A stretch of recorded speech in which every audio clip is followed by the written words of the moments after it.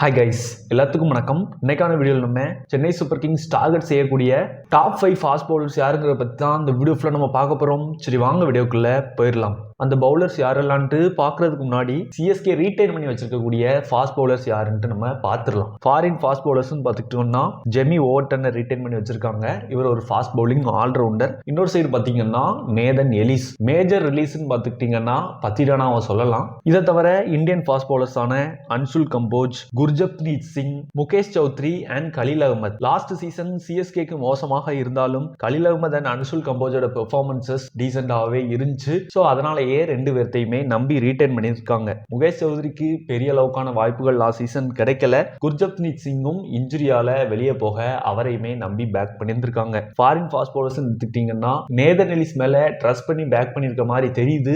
Maybe இவருக்கு ஒரு backup பவுலரை பார்க்கறாங்களா இல்ல பத்திரானாவுக்கு ரீப்ளேஸ் ஆன ஒரு பிரைமரி பவுலரை பார்க்கறாங்களாங்கிறது நம்ம டிசம்பர் 16 தான் பார்க்க முடியும். பர்சனலா எனக்கு தெரிஞ்சு நாதன் எலிஸே ஒரு top class bowler. Last season அவரை சரியா யூஸ் பண்ணலங்கிறது தான் என்னோட தாட். டாப் 5ல 5th இருக்கக்கூடிய பிளேயர் நம்மளோட நியூசிலாந்தை சேர்ந்த மேட் ஹென்ரியை பொறுத்த வரைக்கும் ஒரு எக்ஸலன்ட் பவுலர். நியூசிலாந்துக்கு அந்த பவர் பிளேல வேற லெவல்ல டெலிவரி பண்ணிட்டு இருப்பாரு. ஐபிஎல் பொறுத்த வரைக்கும் பஞ்சாப், சிஎஸ்கே, எல்எஸ்சி போன்ற டீம்கள்ல விளையாடி இருந்தாலும் பெரிய அளவுக்கான வாய்ப்புகள் இவருக்கு கிடைக்கல. ஒரு பேக்கப் ஆப்ஷனா தான் பார்த்திருக்காங்க. இன்ஃபேக்ட் குறிப்பா சொல்லணும் அப்படின்னா சிஎஸ்கேலேயே 2015 விளையாடினாரு. பட் அந்த சீசன் இவருக்கு ஒரு மேட்ச் கூட விளையாடுறதுக்கு வாய்ப்பு கிடைக்கல. இன்ஃபேக்ட் நீங்க நியூசிலாந்துன்னு எடுத்துக்கிட்டீங்கன்னா இவர் one of the star bowler. என்னவோ தெரியல, ஐபிஎல் பொறுத்த வரைக்கும் இவருக்கு இப்படிதான் போயிட்டு இருந்துச்சு. இன்னும் ஐபிஎல் எடுத்துக்கிட்டீங்கன்னா 2 மேட்சஸ் தான் விளையாடி இருக்கிறாரு. அதுல 1 விக்கெட் எடுத்திருக்காரு. எக்கனாமி 14 கிட்ட போயிருந்திருக்கு. இவரும் ஒரு டீசன்ட் ஆப்ஷன் தான். கம்மி பிரைஸ்ல இவரை எடுக்கலாம். பட் சிஎஸ்கே கிட்ட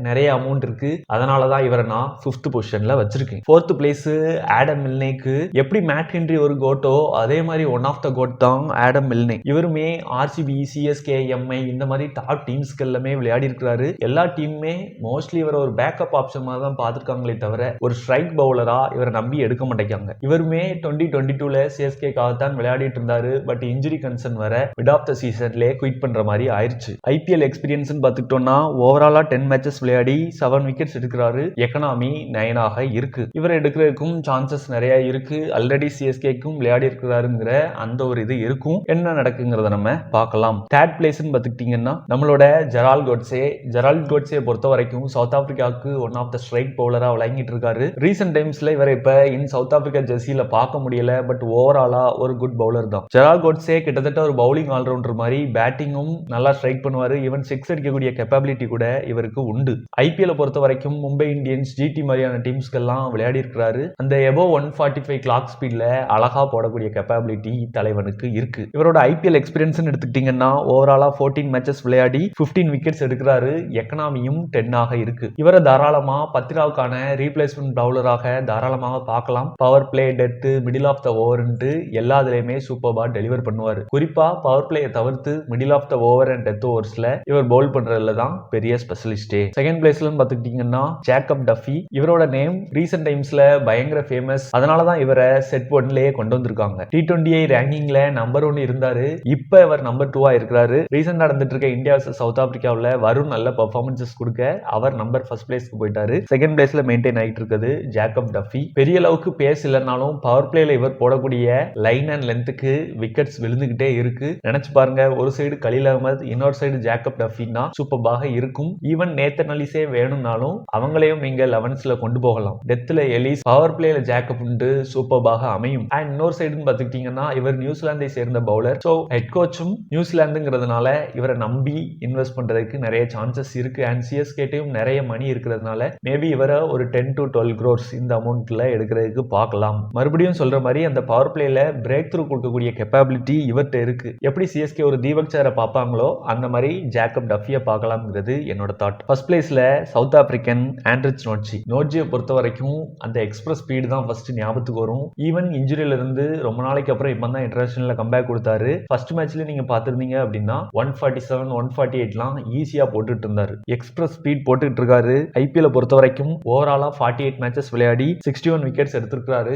எக்கனாமி 9 இருக்கு. ஓவராலா நல்ல எக்ஸ்பீரியன்ஸும் இருக்கு. விளையாடின மேட்சஸ்க்கு மேல விக்கெட்ஸும் எடுத்திருக்காரு. சென்னை சூப்பர் கிங்ஸ் எப்பவுமே கொஞ்சம் எக்ஸ்பீரியன்ஸையும் எதிர்பார்ப்பாங்க. எனக்கு தெரிஞ்சு சிஎஸ்கேக்கு இவர் ஆப்ட் ஆவாருங்கிற மாதிரி நான் நினைக்கிறேன். அண்ட் இவருமே பெரிய அமௌண்ட்டுக்கு இல்லைனாலும் ஒரு டீசென்ட் பிரைஸுக்கு சிஎஸ்கேவால எடுக்க முடியும். இவருமே பவர் பிளேல நம்ம எதிர்பார்க்க முடியாது. பட் இந்த மிடில் அண்ட் டெத் நல்லாவே பெர்ஃபார்ம் பண்ணுவாரு. லாஸ்ட் சீசன் கேகேஆருக்காக விளையாடினாரு. 2 மேட்சஸ் மட்டும்தான் இவருக்கு வாய்ப்புகள் கிடைச்சு அதுல ஒரு விக்கெட்டும் எடுத்தாரு. இவன் தோ நல்ல பெர்ஃபார்மன்சஸ் லாஸ்ட் சீசன் கொடுத்தாலும் கேகேஆர்ல இவருக்கு பெரிய அளவுக்கு வாய்ப்புகள் கிடைக்கல. அதற்கான காரணமும் என்னங்கிறது தெரியல. ஒரே ஒரு டிஸ்அட்வான்டேஜ் என்னன்னு பார்த்துட்டீங்கன்னா இன்ஜுரியில இருந்து கம்பேக் கொடுக்குறாரு. பட் நீங்க இந்த இந்தியா vs சவுத் ஆப்பிரிக்கா மேட்சஸ்ல பாத்துக்கிட்டீங்கனாலுமே டீசென்ட் பெர்ஃபார்மன்சஸ் கொடுத்தாரு. சோ இவரை நம்பி எடுக்கலாம். சோ இவங்களை 5 பேரை தவிர வேற ஆப்ஷன்ஸ் பாத்துக்கிட்டீங்கன்னா முஸ்தபிசூர் ரஹ்மான், ஏன் பத்திரானா இல்ல ஆகாஷ் தீப் இந்த மாதிரியான பிளேயர்ஸும் இருக்கிறாங்க. குறிப்பா பத்திரானா, ஆகாஷ் தீப்லாம் ஒரு நல்ல பிரைஸுக்கே போவாங்க.